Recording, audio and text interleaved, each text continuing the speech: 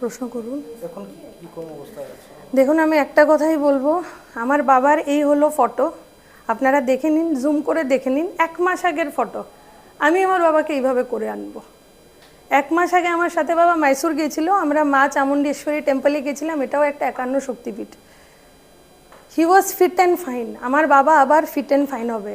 আমার বাবার অনেক কিছু আছে যেগুলো স্বপ্ন পূর্ণ হয়নি। লাস্ট টাইম ইলেকশনে বাবা যেই ভোটে জিতেছে, এই ভোটাঙ্ক বাবা আশা করেনি। বাবা ফিরে আসবে। He is the Sharad Pawar of Tripura politics. Sharad Pawar ji যেভাবে টুইস্টেড ফেস নিয়ে পলিটিক্স করে, my father will do the same. He will sit on that speaker's chair again and he will rule like Sharad Pawar ji. আর আমার অসংখ্য প্রাণের থেকে ধন্যবাদ আমি মানিক সাহা স্যারকে করি। উনি সত্যি আমার বাবার বন্ধু।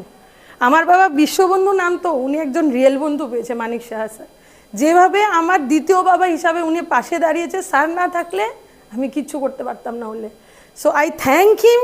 আমাদের স্টেট বেস্ট করেছে, কিন্তু to make him a Sharad Pawar I will take him to Bangalore. আমার বাবার ইচ্ছে ছিল অ্যাস্টার সিএমএ হসপিটালে যাওয়ার, আমি ওখানে নিয়ে যাবো and he'll come back like Sharad Pawar ji. Thank you.